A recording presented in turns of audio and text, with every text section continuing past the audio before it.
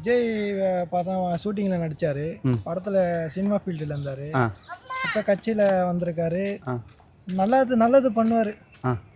பார்ப்போம், வெயிட் பண்ணுறோம். அதுக்கு தான் அது நம்ம திமுக அவங்களும் நம்மளை தப்பு சொல்ல முடியாது. அதனால் நம்ம வந்து பொதுவாக சொல்கிறேன், யார் வந்தால் நாட்டுக்கு நல்லா செஞ்சால் ஓகே. இப்போது அரசியலுக்கு அவர் வந்து 1.5 வருஷம் தான் ஆச்சு. அடுத்த வருஷம் தேர்தல் தான் 2026 தான் வந்து விஜய் முதல்வர் அப்படின்னு சொல்லிடுறாங்க. அவரும் சொல்கிறாரு. இப்போ மக்களை சந்திக்கிறது இந்த 3 மாதம் தான். இந்த 3 மாதம் சுற்றுப்பயணம் அவர் முதல்வர் ஆக்குவதற்கு எடுபடுமா மக்கள்கிட்ட? அது நம்ம சொல்ல முடியாது இல்லை. ஆனால் அவர் ஜெயிப்பார் நம்புகிறோம் நாங்கள். இப்போ எல்லாம் அவர் ஃபுல்லாக இப்போ சொல்கிறத பார்த்தா அவர் எல்லாம் ஊருக்கும் போயிட்டு கட்சி மீட்டிங் வைக்கிறாரு, மாநாடு நடத்துகிறாரு. ஆமாம், எல்லாம் படத்தில் நினச்சிட்டு அவங்க சம்பாதிச்சு தான் போகிறத பார்க்குறான். ஆனால் இதில் பெரிய விஷயந்தான் இது பேசுறது. ஏன்னா வந்து விஜய் வந்து இந்தமாரி நம்ம சினிமா அவர் கோடி லட்சக்கணக்கு கோடியை விட்டு அரசியலில் வர்றாரு.